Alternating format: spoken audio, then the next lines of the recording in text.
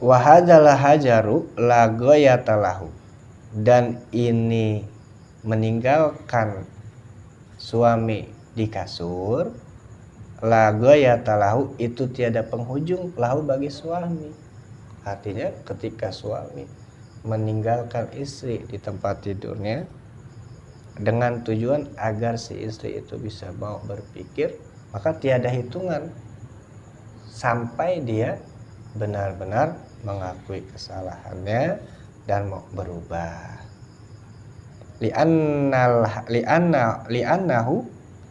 Li'annahu hajatu li sholahiha, karena sesungguhnya menjauhi istri di tempat tidur itu hajatu li sholahiha, itu keperluan untuk memperbaiki istri, karena bertujuan untuk memperbaiki istri kita, mendidik istri kita dengan perkataan. Kemudian dengan perkataan tersebut si istri tidak mau menerima, tidak mau berubah, maka dengan tindakan tinggalkan, jangan satu kamar terlebih dahulu agar dia berpikir. Nah, itulah cara di dalam rumah tangga. Nggak boleh langsung pukul gitu. Agar rumah tangganya itu harmonis. Wamata lam taslu fal hijru bakin, maka kapan-kapan lam taslu belum baik si istri, belum mau patuh terhadap suaminya, si istri tersebut, fal hajaru bakin, maka menjauhi, tidak sekamar dulu, itu bakin terus-terus. Artinya selagi si istri masih mau menentang kepada suaminya, tidak menuruti perintah suami dalam kebaikan, maka selama itu juga diperintahkan untuk tidak tidur sekamar. Wa in balagha sinin, dan walaupun sampai bertahun-tahun seperti itu. Wa mata soluhat fala hijro fala hajaro, maka kapan-kapan telah baik si istri, fala hajaro, maka tidak boleh seperti itu lagi. Ketika si istri sudah bertobat, sudah kembali mau patuh kepada suaminya, mengikuti perintah suaminya, maka kembali lagi untuk tidur sekamar lagi.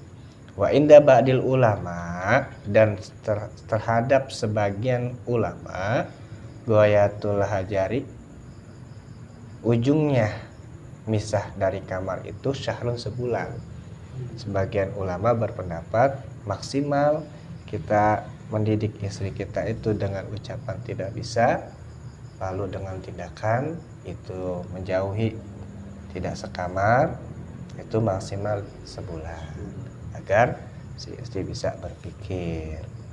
Kemudian ketika si istri sekian lama pun tidak berubah, kita mendidik mereka dengan perkataan yang baik, tidak mau berubah, kemudian kita tidak sekamar pun dia tidak mau berubah, tetap melawan, baru wadribu hunna dorban ghairu mubrohin, wadribu, dan pukullah oleh kalian wahai para suami, hunna, akan mereka istri, ketika mereka sudah menjalankan tadi dorban ghairu mubrohin, dengan pukulan yang tidak membahayakan. Baru cara yang ketiga kita lakukan, boleh kita memukul istri kita dengan syarat tadi pukulan yang tidak membahayakan, pukulan mendidik, bukan pukulan menyakiti. Baru kita boleh pukul istri kita dengan tujuan mendidik, dengan alasan tadi, ketika dia sudah kita untuk menasehati tidak berubah, kemudian sudah kita tidak sekamar, dia tidak mau berpikir, baru kita pukul istri kita. Dan itu pun memukulnya dorban ghairu mubrohin, dengan pukulan yang tidak membahayakan, bukan pukulan menyakiti, tapi pukulan untuk mendidik istri kita agar dia menjadi orang yang patuh, yang baik, yang mendapatkan keridhaan Allah. Wa huwallazi, dan dia itu pukulan alladzi yang la yuksiru, yang tidak mencidrai azman akan tulang.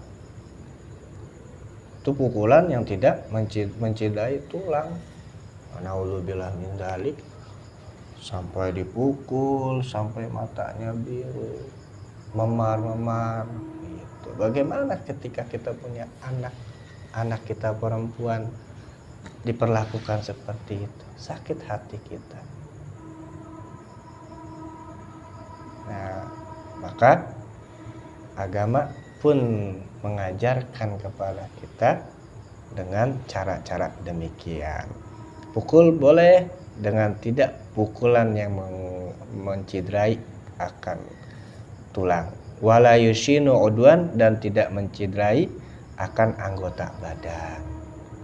Bangun, berdiri istri, pukul, angkat kakinya, pukul telapak kakinya, atau bagian bokongnya pukul. Nah, itulah cara yang diajarkan dalam agama Islam. Ayat tegasnya dorban ghairu syadidin, yaitu pukulan yang tidak sangat, karena pukulan untuk mendidik, bukan pukulan menyakiti. Nah, ini marahnya kita nih seorang suami karena Allah, bukan marah karena nafsu. Mukulnya kita pun karena Allah untuk mendidik istri kita agar menjadi lebih baik lagi. Wadzalika in lam yarji bil hujron, dan bermula demikian memukul itu pun in jikalau lam yarji'na, belum kembali mereka istri, bil hujroni, dengan sebab kita sudah tidak sekamar lagi. Dengan tidak sekamar tadi, dengan lisan kita mendidik istri, tidak mau berubah istri kita, kemudian kita pisah dari kamar tersebut, tapi istri belum kembali juga untuk mengakui kesalahan dan mematuhi suaminya, baru dengan cara yang ketiga, dengan pukul, itu pun pukulnya dengan tidak membahayakan, dengan pukulan mendidik. Pain atoknakum, maka seandainya atokna, patuh si istri, kum akan kalian para suami, bima yurodu minhuna, dalam sesuatu yurodu yang dituju minhuna dari mereka istri. Maka setelah menjalankan itu, kemudian mereka si istri patuh, mengikuti perintah suami, mau melaksanakan ibadah, mau menutup aurat, fala tabtagu alaihinna sabila, maka janganlah seorang suami mencari-cari, ayat tegasnya la tatlubu, janganlah suami itu mencari-cari, alaihinna, terhadap mereka istri-istri, sabilan, akan jalan. Maksudnya seorang suami tidak boleh membahas itu lagi ketika si istri sudah bertobat, sudah berubah. Jangan diulang lagi, jangan di flashback balik lagi. Udah buka lembaran baru bahwa si istri tersebut sudah berubah. Ayat tegasnya torikon, jalan ila dorbihinna zulman, kepada memukul mereka zulman, dengan zolim. Jangan dicari-cari bahwa istri kemarin kamu melakukan ini. Kalau dia sudah bertobat dan kembali mematuhi suaminya, jangan mencari-cari untuk jangan memukul istri kita. Waj'alu makana minhunna ka'an lam yakun, gitu.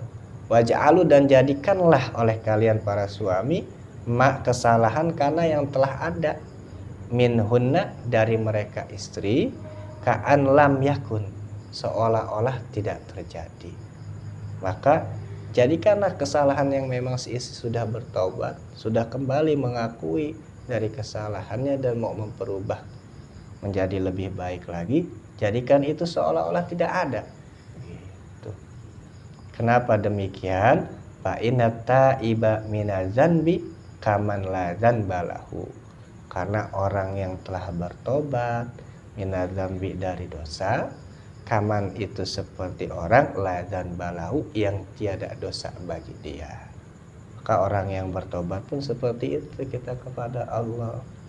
Ketika kita banyak melakukan kesalahan, banyak penentangan kepada Allah, tidak mau ibadah, tidak mau patuh, banyak waktu yang kita gunakan kadang-kadang dalam tidak manfaat.